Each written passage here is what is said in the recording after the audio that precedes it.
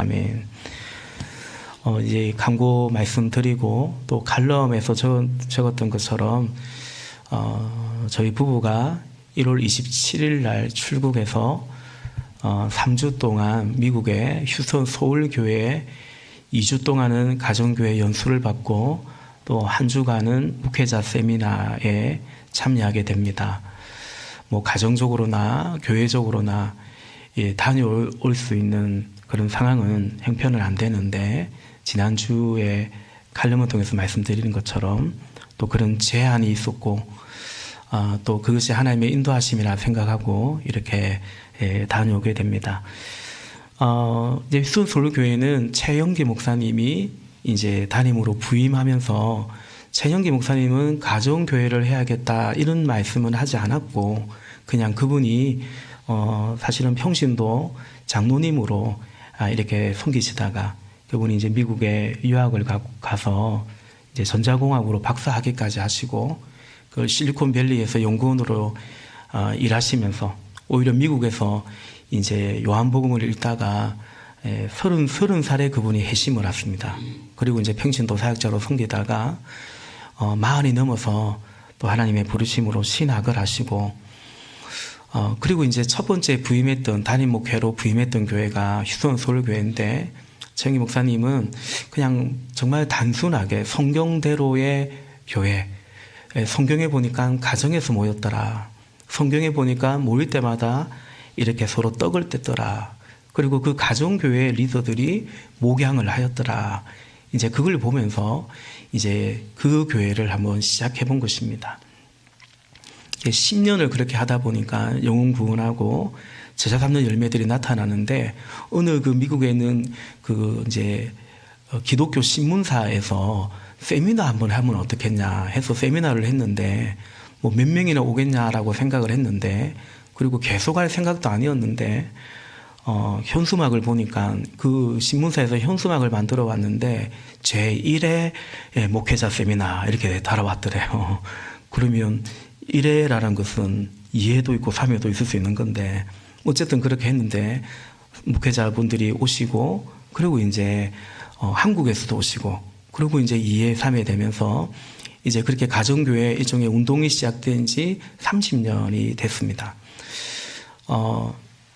뭐 세축, 뭐 내기동 이런 말들도 꼭 최 목사님이 쓴 말이 아니라 이렇게 하다 보니까 또 다른 목회자들이 그렇게 정리를 해보고 또 이렇게 정리를 해보고 그렇게 성경에 부합하는지, 그러면서 이제 목회자 세미나를 계속 이어져가고 그렇게 되었습니다. 지금은 이제 우리나라만 해도 봄, 가을로 가정교회 목회자 컨퍼런스를 하면 한 1000여 명 정도의 목사님, 사모님들, 선교사님들이 참여하는 것 같습니다. 어쨌든 그 가정교회를 시작한 교회가 휴스턴 서울교회이고 또 최영기 목사님이기 때문에 이번에 제가 연수를 가게 됩니다. 최 목사님은 이미 뭐 그 교회에서 은퇴하신 목사님이시죠. 오늘 설교에 시작하는 부분에서 최영기 목사님의 영상을 좀 보고자 합니다. 두 가지 이유 때문입니다. 첫 번째는 상공부나 또 이렇게 설교나 이 최영기 목사님 얘기를 제가 자주 하게 되거든요. 그런데 그분이 어디냐, 어떤 분이냐, 우리 교회 최 목사님 누구냐, 뭐 그렇게 궁금해하기도 하고, 2년 전에 우리 교회 부흥회 다녀가셨더랬습니다. 그런데 또 뭐 그 이후에 오신 분들도 사실은 적지 않기 때문에 궁금해 하시기도 하고, 두 번째는 오늘 메시지와도 또 연결되기 때문에 잠깐 한 5분, 6분 정도 분량이 되는데요. 그래서 오늘 메시지와도 연결되기 때문에 잠깐 보고자 합니다. 제가 좋은 목사가 어떤 목사냐, 사실 저에게 참 부담되는 그런 영상인데, 그러나 좋은 목사가 되기를 원하고, 또 여러분들도 그렇게 또 기도해 주시고 함께 또 우리가 그런 교회 또 그런 목회가 되기를 바라는 마음으로 우리 최영기 목사님 영상 먼저 한번 보겠습니다.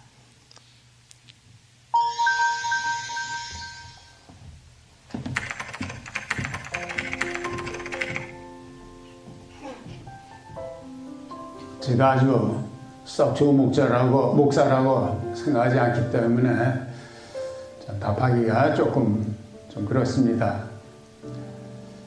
이왕 부르셨으니까 내 의견을 말하자면 좋은 목사인지 아닌지는 담임하는 교회 사이즈에 상관이 있습니다. 작은 교회에서 좋은 목사는 아버지 같은 목사입니다. 교인들 한 사람 한 사람 사정을 알고 또 돌봐주고 더불어 가족 같은 관계를 유지할 수 있는 목사입니다. 사이즈가 좀 커지면은 카운슬러 같은 목사가 좋은 목사입니다. 성도들이 사역을 나눠서 분담하고 목사들은 이들이 사역을 잘하도록 코칭해주는 목사가 좋은 목사입니다. 하나님께서 축복해 주셔서 교회 사이즈가 커지면은 그 다음에는 경영인 같은 목사가 좋은 목사입니다. 리더들과 교인들이 마음 놓고 사역할 수 있도록 교회 전체가 잘 굴러가도록 경영인과 같은 운영을 잘하는 목사가 좋은 목사입니다. 많은 작은 교회가 작은 교회로 머물러 있는 이유 중에 하나는 교회 사이즈가 커지면서 좋은 목사가 되기 위해서는 자기 역할이 바뀐 것을 알아야 하는데 정말 가족 같은 분위기가 좋고 아버지 같은 위치가 좋아서 그래서 고집하다 보니까 하나님께서 더 성장시켜 사용하고 싶어도 못하시는 겁니다.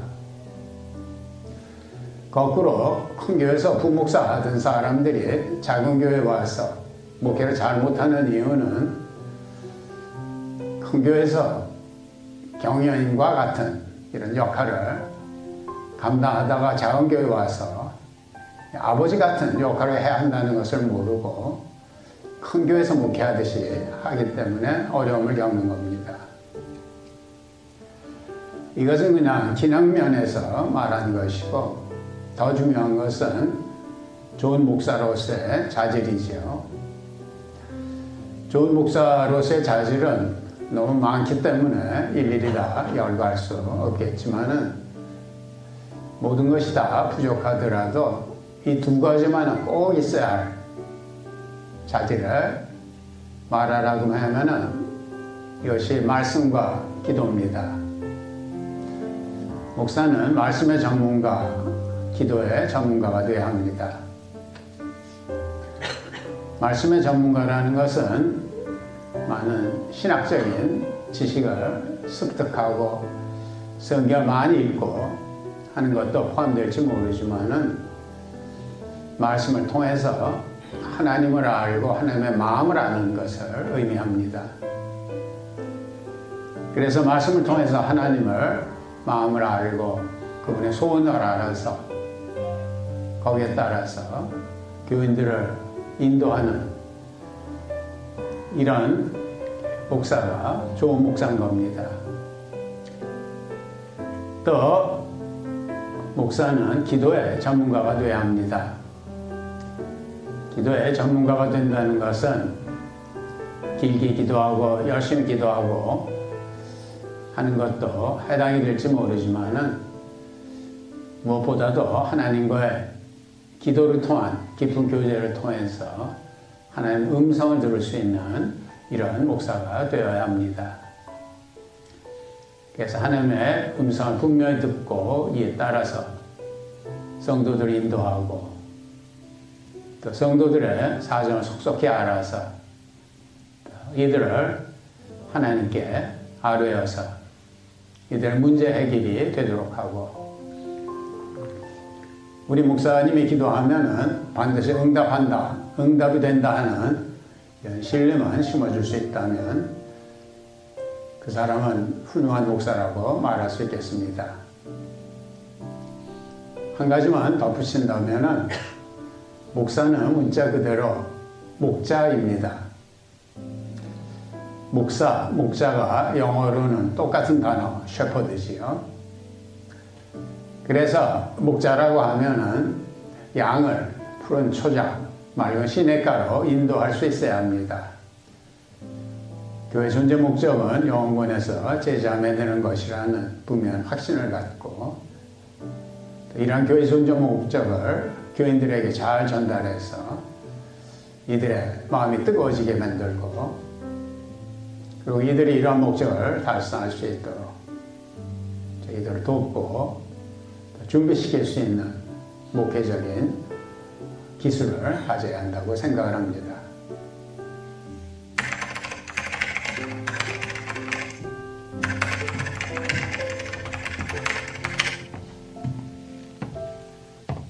네, 좋은 목사가 되고 또 좋은 교회를 함께 만들어 갈 수 있도록 저도 노력하고 여러분도 함께 지금도 그렇게 하시지만 계속 함께 기도해 주시기를 그래야 하나님께서 교회를 세우신 그 교회의 존재 목적을 함께 이루어 갈 수 있기를 바라는 것입니다. 우리 성경적 가정교회 핵심 가치 오늘 세 번째로 성경적인 사역 분담을 함께 봅니다. 교회의 존재 목적, 그는 영혼 구원하고 제자 삼는 것이고 그리고 한 번 더 보여주실래요? 제자를 훈련하는 방식은 우리 지난주에 같이 보았습니다. 예수님이 제자들을 삶으로 함께 보여주었던 것처럼 그렇게 그리고 이제 오늘은 세 번째로 성경적인 사역 분담을 같이 보도록 하겠습니다. 성경적 사역 분담이 뭘까?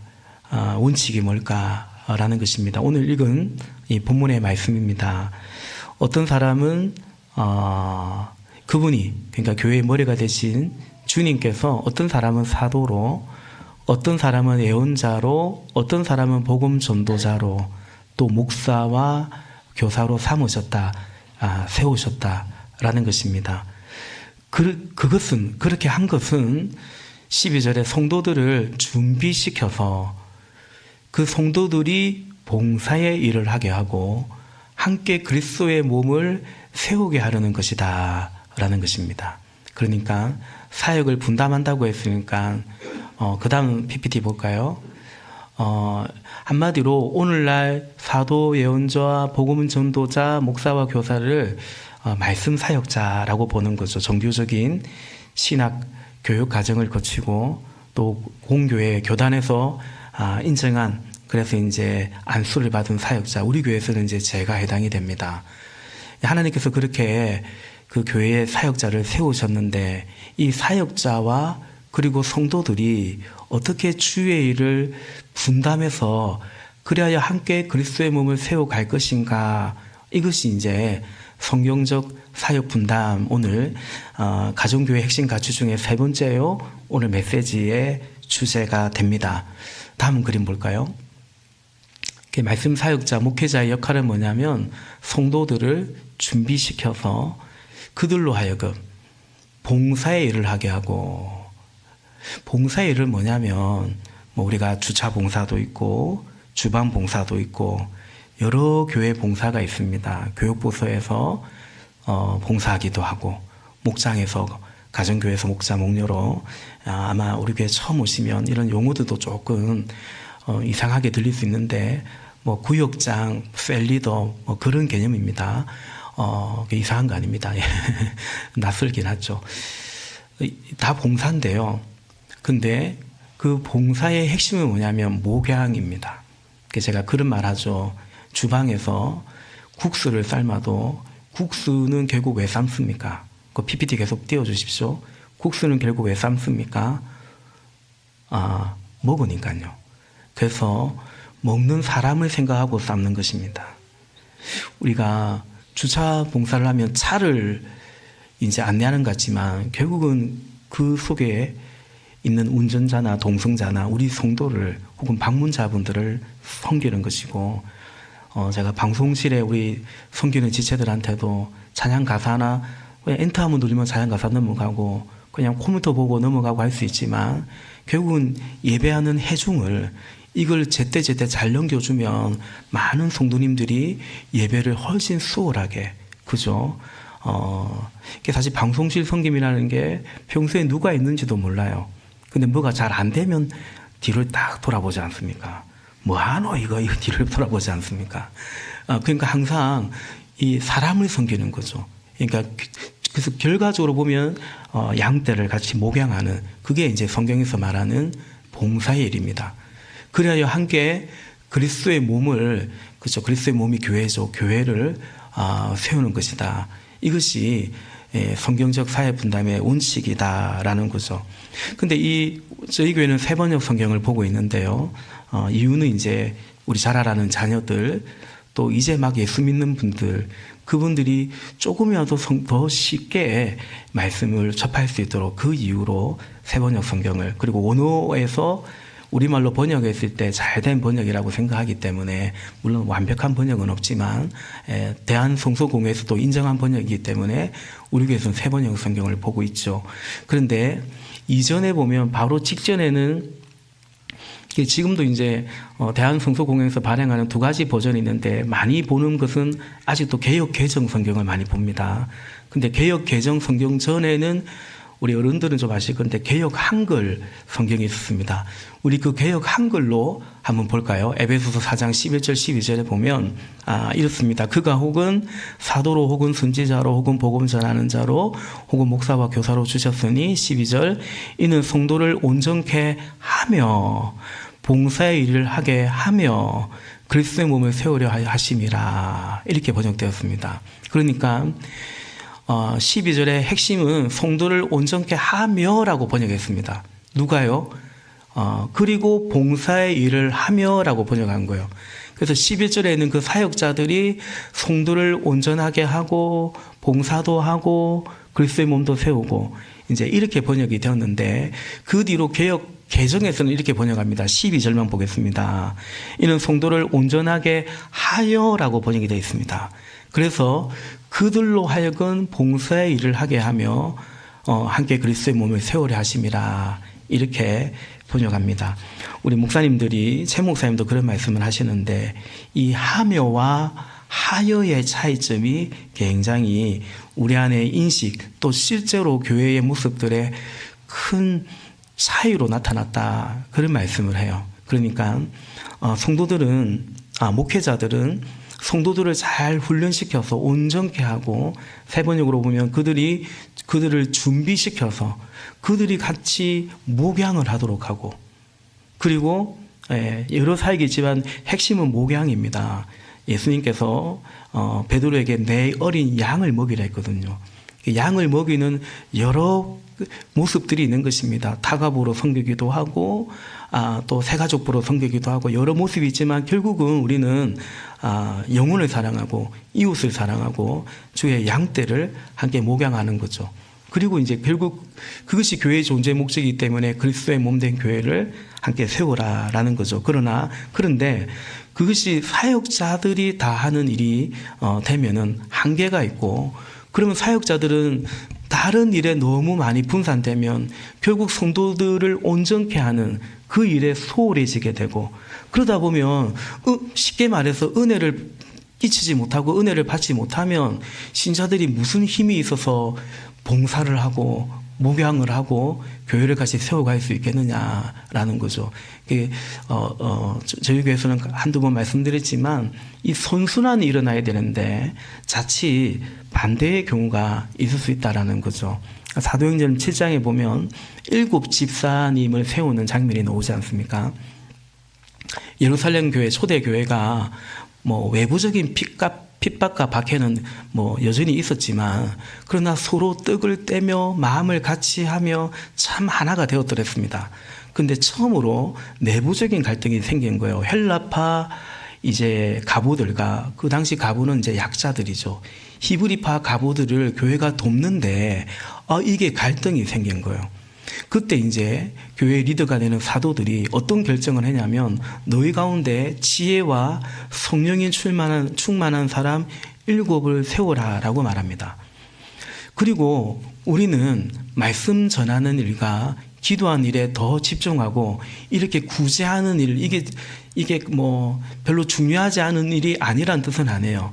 그러나 사도들은 말씀 전하는 것과 기도하는 것에, 오늘 최영기 목사님도 목사는 어쨌든 말씀과 기도의 전문가가 되어야 된다. 특별히 하나님의 마음을 말씀을 통해서, 기도를 통해서 그 마음을 구하고 그 마음을 주의 교회의 양떼들에게 흘려보내야 된다 말씀하신 것처럼 사도들이 이제 그렇게 결단을 한 거예요. 그리고 세운 분들이 7 집사인데, 여러분 그 사도행전의 7 집사님들 보십시오. 뭐 쉽게 말해서 거의 사도급 아닙니까? 스데반 집사님은 그 복음을, 주옥 같은 복음을 전하고 예수님처럼 돌에 맞아 죽으면서 아버지 저들의 죄를 사하여 주십시오라고 천사 같은 모습으로 순교했고, 바로 그 스데반 집사님의 순교의 열매가 바울의 회심으로 저는 이어졌다라고 생각합니다. 그리고 뭐 또 누굽니까? 뭐 빌립 집사님 같은 경우도 아직 사도들도 나가지 않던 그 사마리아까지 가서 처음으로 복음을 전하고 그 가운데 또 성령의 그 권능을 행하면서 사마리아에 교회를 세우고 복음을 전했던 분이 7 집사 중에 한 분이었던 빌립이었던 거죠. 왜 그런 집사들이 세워질 수 있었냐면 사도들이 가르쳤기 때문에, 그들에게 그런 은혜를 끼쳤기 때문에 그것이 가능했다면, 계속 이런 구제하는 일, 이런 일 저런 일을 다 사도들이 한다면 이제 사도들이 점점 말씀과 기도에 소홀해질 수 있고, 그러면 이런 집사님들이 세워지지 않겠죠. 그러면 그분들을 통해서 해야 될 주의 일들을 감당할 수가 없게 되는 거죠. 이게 교회의 지금 오늘날 교회도 그와 같은 원리는 그대로 적용될 수 있다라고 생각이 됩니다.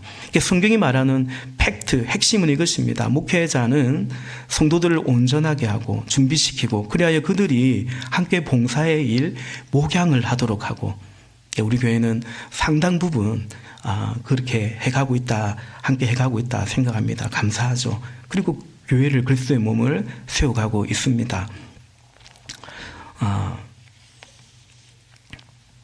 그런데 이 지점에서 우리 성도님들 입장에서는 부정적인 혹은 오해를 할 소지는 있는 것 같습니다. 목사는 봉사 안 하고, 목사는 막 훈련만 시켜가지고 막 성도들은 막 이것저것 봉사하게 하고, 또 그렇게 또 오해하거나 그럴 수 있는데, 그런 뜻은 결코 아닌 거죠. 제가 신학교 다닐 때 신학교 교수님들이 이제 앞으로 목회자 될 사람들이니까요, 신학 공부를 하다 보면 여러 가지 과목이 있는데, 그 중에서 목회자가 제일 유념해야 되고 분명히 서 있어야 되는 건 뭐냐면 2 가지라고 하는데, 첫 번째는 기독론이고 두 번째는 교회론이다. 여러 교수님들이 그런 말씀을 하셨어요. 기독론은 이해가 되더라고요. 기독론이 뭐냐면 예수님이 누구신가, 그게 이제 기독론입니다. 성경 과목, 신학 과목으로는 그렇게 얘기합니다. 예수님이 누군지를 알아야 될 거 아닙니까? 우리의 믿음의 대상이, 믿음의 주요, 우리를 온전케 하시는 예수 그리스도니까요. 복음이니까요. 우리가 전할 복음의 제목이고 우리의 믿음의 도리가 되는 예수님이니까요. 근데 기독론이 있는데, 그 다음에 뭐 성령론도 있고 여러 가지 과목이 있는데, 그 다음에 교회론이 명확해야 된다. 근데 제가 목회를 하다 보니까 그게 맞구나, 자연스럽게 알게 되는 것 같습니다. 사실은 기독론과 교회론은 자연스럽게 연결됩니다. 그 안에서 우리는 온전한 믿음, 열매 맺는 신앙이 되는 것입니다. 오늘 저는 좀 거창한 말이 될지 모르겠지만 이 기독론과 교회론이라는 이 관점에서 말씀을 좀 전하고자 합니다. 왜냐하면 이것이 되어야 성경적 사역 분담이 더 우리가 이해가 되고 동의가 되고 또 실제로 열매를 맺어갈 수 있기 때문이다라는 것입니다. 여러분 12절에서 핵심은 뭐냐면, 결론은 뭐냐면 그리하여 그리스도의 몸을 세운다라는 이거죠. 그리스도의 몸을 세우는 것입니다. 그러니까 교회가 뭡니까? 교회가 그리스도의 몸입니다. 그러니까 예수님이 나에게 어떤 분인가, 예수님과의 관계가 있을 때 그분의 교회에 대한 우리의 마음 혹은 우리의 스탠스 또 우리의 헌신이 자연스럽게 이어지고 결부되는 것은 명확한 것입니다. 교회는 그리스도의 몸이죠. 교회를 세운다라고 했을 때 그리스도의 몸을 세우고 그것이 그리스도의 몸이기 때문에 세우는 것입니다. 헌신하는 것입니다. 따라서 그리스도와의 관계가 아니면 교회를 내가 세울 이유가 없고 봉사할 이유도 없고 또 사실은 그렇게 하기도 어렵지 않겠습니까? 그래서 교회로는 기독론으로부터 출발한다라는 그 신학교 시절의 교수님 말씀들이 지당하구나. 예수님과의 관계로부터 우리는 교회에 대한 관계, 교회에 대한 우리의 마음가짐이 또 우리의 교회 생활이 자연스럽게 이어지기 때문에 그렇습니다. 한마디로 가족을 사랑하면 당연히 가정을 세우고 돌보지 않겠습니까? 가족을 사랑한다면 이 가정에 대한 책임을 회피하지 않는 거죠. 가족과 가정이 분리될 수 없듯이 예수님과 또 함께 예수님을 믿는 우리 형제 자매들과 또 함께 몸의 지체를 이루는 이 교회와 별개로 생각하기가 어렵다라는 것입니다. 언젠가 그런 말씀 드린 적이 있습니다.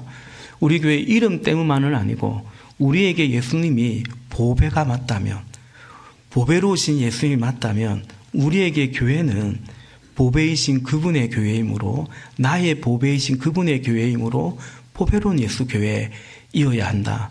교회 이름이 다를지라도 그분이 나의 주님이 맞다면 우리가 함께 섬기는 교회는 바로 그분의 교회로 나는 몸의 지체가 되고 함께 교회를 세워가야 된다라는 거죠. 이 설교를 하고 나면 그 다음 찬양을 하잖아요. 주보를 만들다 보면 이 찬양 선곡할 때 꽤 시간이 사실은 걸리더라고요. 우리 찬양 리더들께서 선곡하는 게 이게 보통 일이 아니다 싶습니다. 우리 오늘 설교 후에 부를 찬양이 우리를 사용하소서라는 찬양인데, 말씀 준비하는데 제가 이렇게 잘 안 하는데 찬양을 한번 같이 불러보면 좋겠다 싶습니다. 오늘 좀 복잡합니다. 영상도 보고 찬양도 보고 같이 한번 불러보십시다. 우리 가사를 잘 생각하면서 함께 우리 찬양 고백하겠습니다. 우리에게 소원이 하나 있네. 주님 다시 오실 그날까지 우리 가슴에 새긴 주의 십자가 사랑, 나의 교회를 사랑케 하네. 주의 교회를 향한 우리 마음, 희생과 포기와 가난과 고난, 하물며 죽음조차 우리 막을 수 없네. 우리 교회를 이 땅에 희망, 교회를 교회되게, 예배를 예배되게 우릴 사용하소서. 진정한 부흥의 날 오늘 임하도록 우릴 사용하소서. 아멘. 지난주에 예수님이 제자를 길러내는 방식은 이러이러하다라고 했는데, 주님이 누구를 제자로 부르셨냐면 주님이 원하시는 사람을 부르셨어요. 그리고 제가 그런 말씀 드렸습니다. 제자는 어떻게 삼아야 되는가? 생명의 삶에서 우리가 배우지만 마태복음 28장에 너희는 가서 세례를 주고 내가 분부한 모든 것을 가르쳐서 제자 삼으라는 거죠. 그 명령어는 제자 삼으랍니다.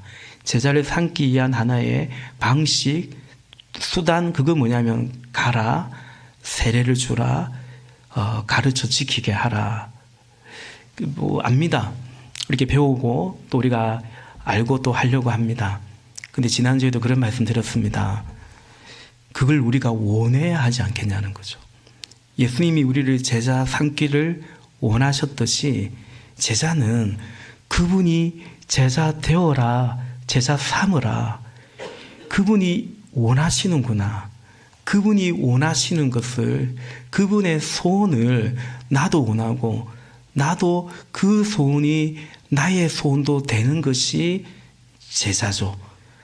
그리고 그는 제자의 삶을 살려고 하지 않겠냐라는 것입니다. 오늘 성경적 사역 분단도 마찬가지입니다. 교회에 그리스도의 몸을 세우는 것도 마찬가지입니다. 주님을 사랑하면 주님의 교회를 사랑하게 되어 있습니다. 주님을 사랑하면 주의 교회를 위해서 헌신하는 것은 별로 어렵지 않습니다. 그러니까 마음에 없는데 뭘 하려고 하면 다 율법 같고 종교적 의무 같고 그러니 하기 싫고 어떻게 하면 안 하고 싶으니까 안 한 거 찾게 되고 더 나아가 안 해도 되는 명분을 또 계속 찾게 되고 사실은 이제 그렇게 되지 않겠냐라는 것입니다. 이 찬양 보면 이렇습니다. 우리에겐 소원이 하나 있네. 주님 다시 오실 그날까지 우리 가슴에 새긴 주의 십자가 사랑. 이게 핵심이죠. 주의 십자가 사랑이 있는 자는 그분의 교회를 나의 교회라고 생각하고 그분 주님이 십자가의 주님이 나의 주님이기 때문에 그 주의 교회는 나의 교회가 그 교회를 사랑하는 거죠. 조금 이따 말씀 보겠지만 그것이 이제 사도들의 고백이기도 했습니다. 그 다음 가사를 보면 주의 교회를 향한 우리 마음, 다시 말하면 주님을 향한 우리의 마음이죠. 그래서 희생과 포기와 가난과 고난까지 우리가 함께 감당해 가는 것입니다. 그리고 우리 교회는 이 땅의 희망이라는 거죠. 여러분, 이 땅의 희망은 예수 그리스도인 줄로 믿습니다. 그렇다면 이 땅의 희망은 그분이 세우신 우리 교회가 이 땅의 희망인 것입니다. 우리가 이 땅을 바라볼 때 우리는 그와 같은 관점으로 우리는 여전히 바라보고 복음이 모든 문제를 해결하는 분은, 그러니까 사실은 이 세상에 정말 필요한 것은 구원이 필요하잖아요. 구원, 우리의 구주는 오직 예수님이듯이 교회는 이제 이 땅의 희망인 거죠. 그 다음 PPT 보면 가사를 한 번 더 보면 그래서 교회를 교회되게 예배를 예배되게, 그러니까 교회는 이래야 돼, 예배는 이래야 돼. 와, 그 교회 괜찮네, 저런 교회가 있네, 야, 이 예배 정말 좋네. 근데 마치 우리 교회는 또 아니네, 이 교회는 아니네, 그럴 게 아니라 예수님이 나의 주님이 되면 그분의 교회는 나의 교회가 되고, 예수님이 이 땅의 희망이듯이 우리 교회가 이 땅의 희망임을 깨닫고 고백하게 되면 교회가 교회되도록, 예배가 예배되도록 우리에게 책임이 있다는 것을 알고 우리를 사용해 달라고 기도하게 되고 헌신하게 되는 것입니다. 그리고 진정한 부흥의 날이 임하기를, 그러니까 내 인생에 이런 날도 오네, 그런 소망과 희망이 있다면 이제는 그리스도 안에서 하나님의 나라가 임하기를, 진정한 부흥의 날이 임하도록 그 일에 우리의 삶을 드리고 또 주의 교회가 쓰임받기를 원하는 그것이 너무나 중요한 것입니다. 우리 가슴에 새긴 주의 십자가 사랑, 나의 교회를 사랑하게 하네. 사랑하시는 여러분, 이것이 저와 여러분 우리의 고백이고 또 몸된 교회가 그와 같이 세워지기를 예수님의 이름으로 부탁을 드립니다. 골로새서 1장 24절에 사도 바울이 이런 고백을 합니다. 이제 나는 여러분을 위하여 고난을 받는 것을 기쁘게 여기고 있으며 그리스도의 남은 고난을 그분의 몸, 곧 교회를 위하여 내 육신으로 채워가고 있습니다. 라고 말합니다. 그리스도가 고난 당하셨어요. 그래서 날 살리셨어요. 나의 주님이세요. 그래서 이제는 나도 예수님 말씀하신처럼 제 십자가 지고 주의 고난에 동참하기를 원해요. 그 마음 있잖아요. 그죠? 근데 주의 고난에 동참하는 게 뭐예요? 주를 위하여 헌신하고 싶은데 그게 뭐예요? 누구예요? 바울은 그분의 몸, 곧 교회를 위하여 내 육신으로, 내 시간으로, 내 물질로, 내 헌신으로 채워가고 있다라고 고백하고 있습니다. 고린도서 12장 27절과 28절에 보면 사도 바울이 예수님 때문에 이 복음을 전하다가 이런저런 정말 고생 많이 했거든요. 그걸 바울이 자랑하고 싶은 마음은 없고요. 알아주기를 바라는 그런 마음도 아니고요. 그러나 어떤 이유로 그 고린도 교회들에게 사실은 철없는 그 신자들에게 호소하듯이 말하는 거죠. 그 중에서 27절과 28절을 보면 내가 사도 바울의 고백이에요. 내가 수고와 고욕에 시달리고 여러 번 밤을 지새우고 줄이고 목마르고 여러 번 굶고 추위에 떨고 헐벗었고 예수님 사랑하기 때문에 예수님 때문에 그런데 28절에 이렇게 말하죠. 그 밖에 것은 다 제쳐놓고라도 교회를 염려하는 염려가 내 마음을 누르고 있다라는 거죠. 바울의 마음에는 예수님으로 가득 차 있었어요. 근데 그 마음은 곧 주의 교회를 향한 마음으로 내 마음을 짓누르듯 했다라는 거죠. 저 교회를 어떡하지? 저 형제를 어떡하지? 우리 목장을 어떡하지? 라는 그게 바울의 관심이었고 교회에 대한 관심이기 전에 예수 그리스도로 말미암아 그와 같은 마음이 바울에게 있었다라는 거죠. 저는 우리 이 지체들이 같이 때로는 이 모군들을 섬기고 여러 시간을 같이 하기도 하고 막 도와주기도 하고 그런 것들은 이제 우리에게는 뭐 그렇게 큰 일이 아니듯이 이루어지고 있음을 사실은 보게 됩니다. 세겹줄 새벽 기도를 하는데 우리 사실 한 100여 명 정도가 새벽에 이렇게 왔습니다. 그 주로 우리 교회의 성도들의 오히려 다수는 청년들입니다. 카풀이 아니면 올 수가 없습니다. 우리 1년 정도 저 기계명까지 우리 교회 차는 아시듯이 성합차 한 대고요.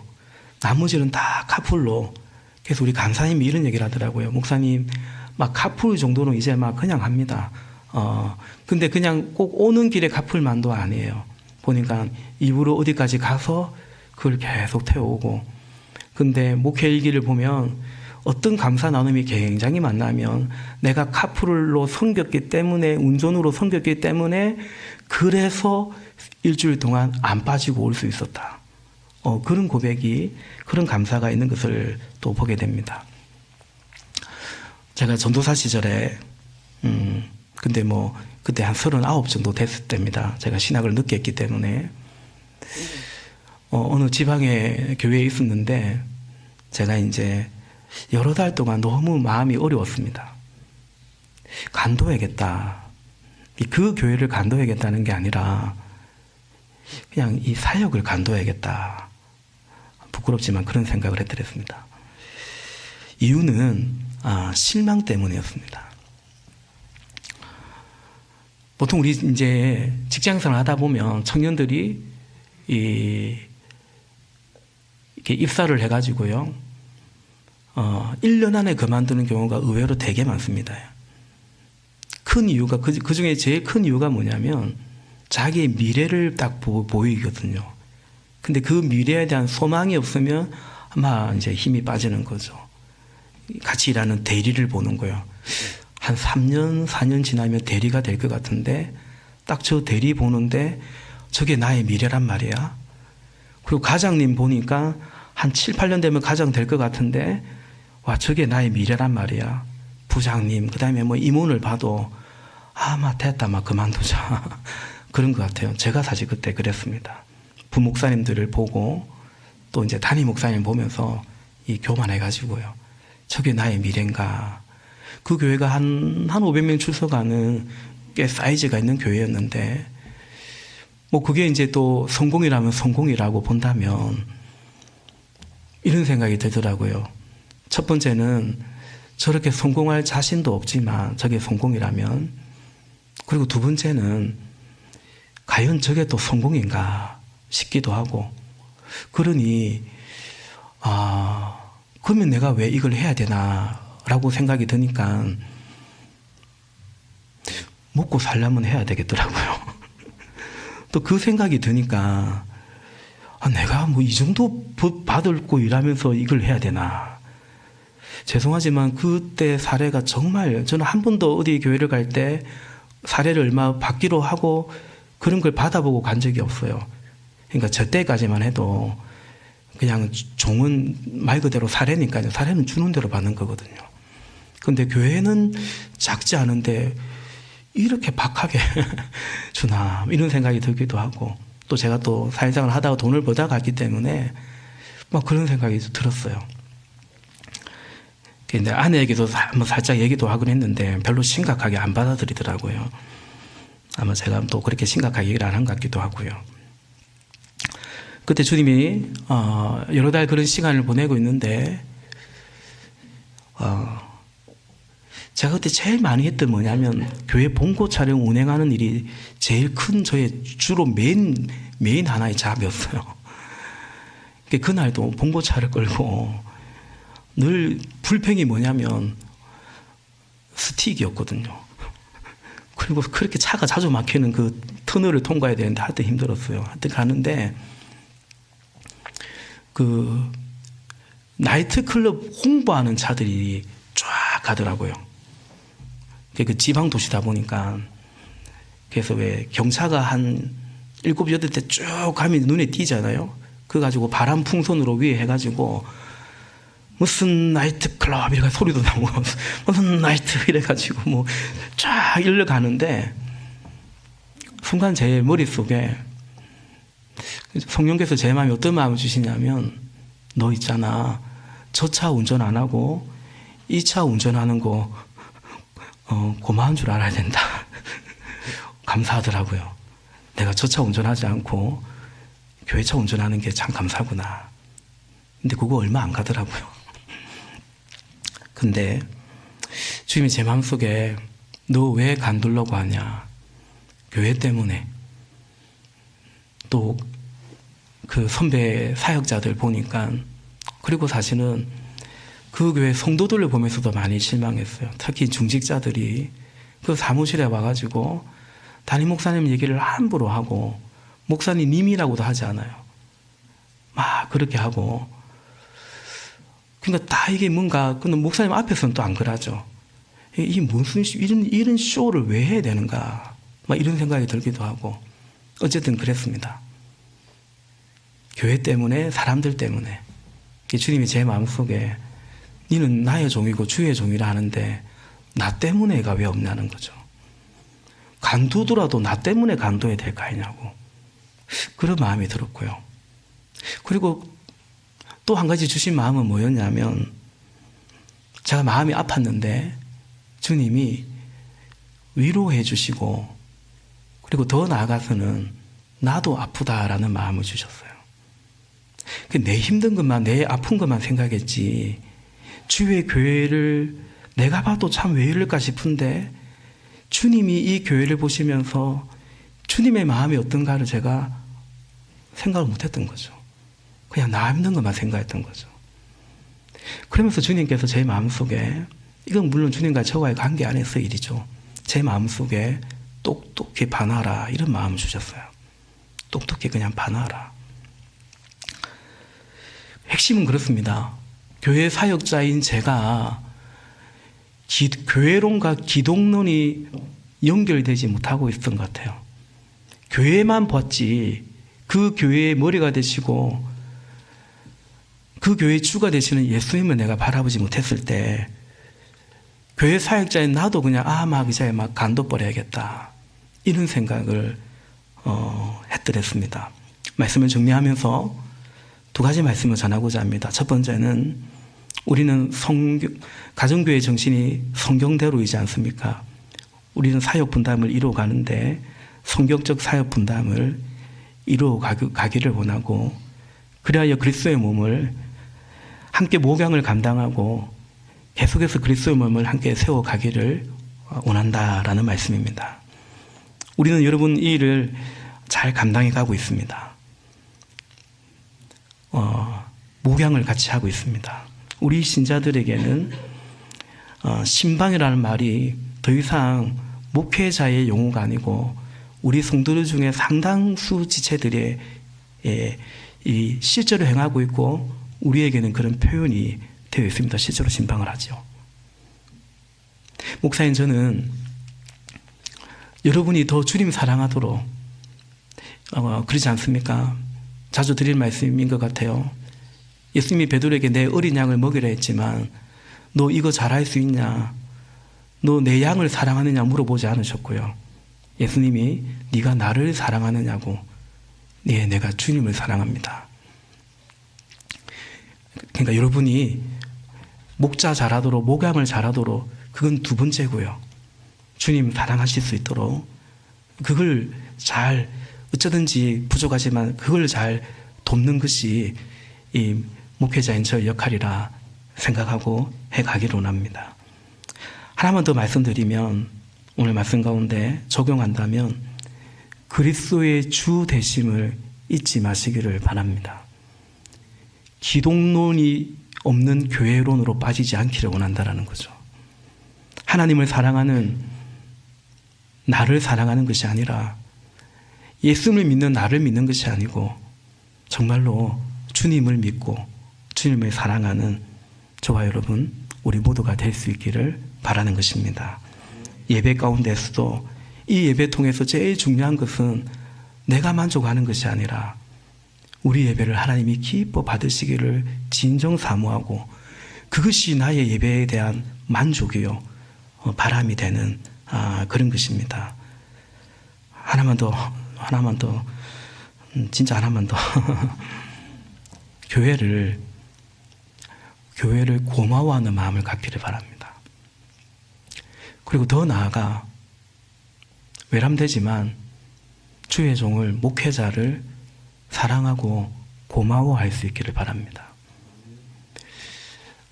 저도 목회를 하다 보니까 이런저런 좀 부정적인 분들을 보면 공통적인 게 있어요. 교회에 대하여 고마워하지 않아요. 목회자에 대하여 고마워하지 않아요. 저는 중3 때 예수 믿고 고등학교 때, 대학교 때 어쨌든 혼자 교회를 다녔거든요. 제가 청년들에게 얘기한 적이 있지만 저는 어떻게 교회를 배웠냐면, 만약에 이 교회가 없었더라면 내가 어떻게 예수님 믿었을까? 내가 어떻게 구원을 받았을까?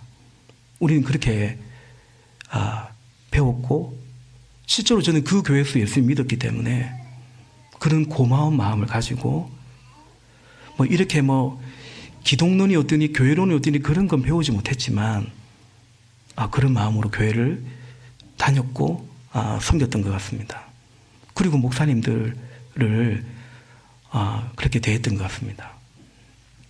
근데 오늘 보면 사실은 뭡니까? 그 교회 아니더라도 단일 교회가 수두룩하죠. 그러나 그런 마음으로 교회 생활, 신앙생활 하지 않기를 원하는 거죠. 보통 본인은 이 교회를 출석하면서 그런 분들의 또 특징이 뭐냐면 늘 자기들이 좋아하는 교회가 있어요. 와, 목사님 그 교회는 이런데요. 실제로 우리 교회에서도 어떤 집사님이 늘 딴 교회 얘기해요. 우리 교회 와놓고는 딴 교회 얘기해요. 그래서 제가 한번 좀 연배도 더 젊고 그래서 건면도에다 나중에 제가 책망을 했습니다. 그 태도를 바꿔야 된다고. 그리고 다른 거 듣지 마라 했습니다. 그러니까 변화가 안 되는 거죠. 최은기 목사님도 온라인 예배, 온라인 설교를 듣는 사람들이 은혜는 받을지 몰라도 그들이 변화되는 걸 보지 못했다. 최 목사님 경험이 절대적인 건 아니겠지만 동의합니다. 왜냐하면 처음부터 내가 골라 들었거든요. 처음부터 내가 골라서 들어갔단 말입니다. 그리고 듣다가 싫으면 그냥 말고 아닙니까? 온라인 예배인데, 온라인 설교인데. 근데 그렇게 우리는 안 변합니다. 어쩌면 오늘 이 시간도 이 메시지가 듣기 거부할 수 있고, 나가고 싶은데 나가지는 못하겠고, 꾸역꾸역 앉아 있으면서, 그러면서 사실은 우리의 자아가 깨어지고, 내 진짜 이 목장 그만 나가고 싶다 이러면서도 그것을 함께 또 때로는 견뎌가면서, 그리고 그 나의 자기를 부인해가면서 결국은 예수님의 제자가 되는 거죠. 지난주 말씀드린 것처럼 예수님의 제자들은 예수님하고만 같이 있은 게 아니고 다른 제자들과 같이 있으면서 결국 예수 그리스도의 제자가 되었던 것처럼 사실은 그것이 참 중요하다 말씀을 드립니다. 새가족 수료식을 하면 항상 이 말씀을 제가 입으로 수료증에 적힌 이 말씀을 제가 읽습니다. 에베소서 2장, 우리 4장 펼쳐놨으니까 2장 한번 보십시다. 에베소서 2장 19절부터 22절 말씀입니다.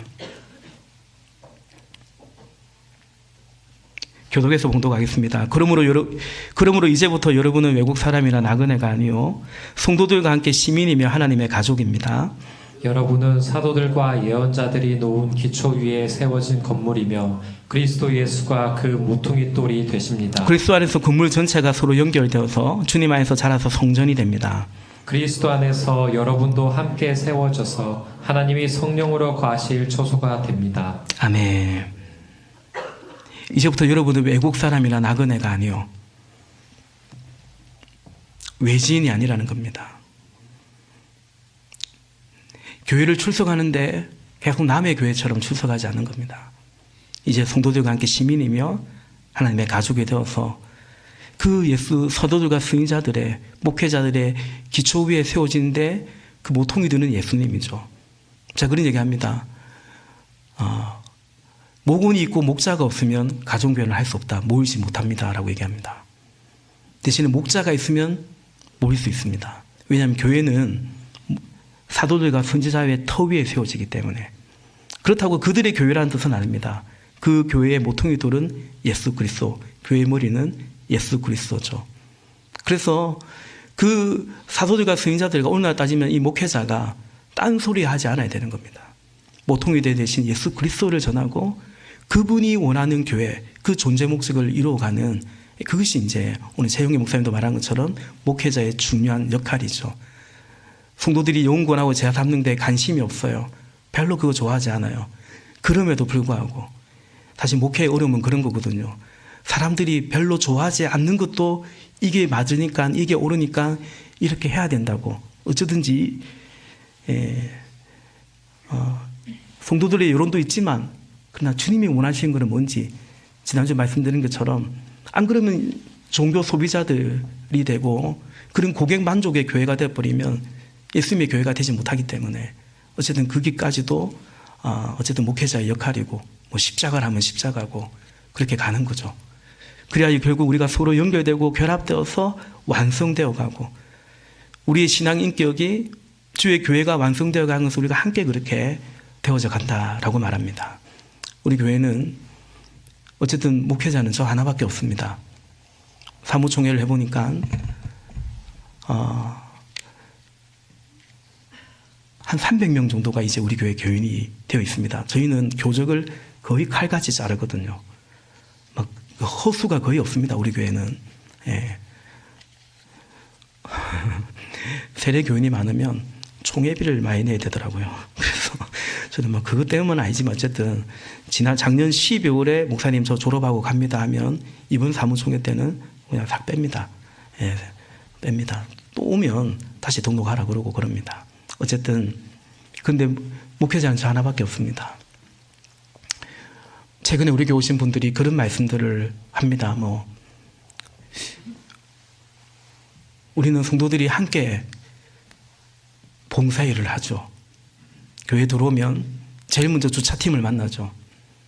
그 다음에 들어오면 안내하는 분들을 만나게 되고 그리고 예배를 마치고 예배 시간에는 사역팀이 있고 방송팀이 있고 다 우리 흔히 말하는 평신도들이죠. 그리고 어린 아이들을 맡아주는 타가부가 또 지금도 1층에서 그 섬김을 하고 있고 교육부서에서도 그렇게 섬기고 있습니다. 끝나고 나면 식사를 안내하고요. 밥 먹고 나면 카페로 가면 또 카페부에서 섬기고요.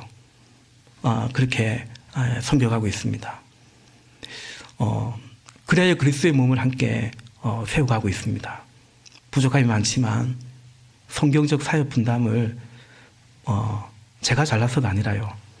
사랑하는 우리 성도님들이, 우리 장로님, 어제도 저녁에도 장로님 안수집사님들 오랜만에 모였지만 앞장서신 분들이 이렇게 그래도 제가 본이 되어달라고 계속 부탁드립니다. 그렇게 같이 해가고 있습니다. 그래야 함께 다른 게 아닙니다.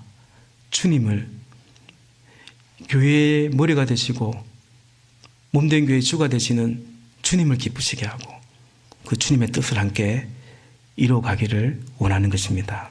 이 부르신 가운데 함께 서갈 수 있기를, 함께 서가기를 예수님의 이름으로 축복합니다. 기도하겠습니다.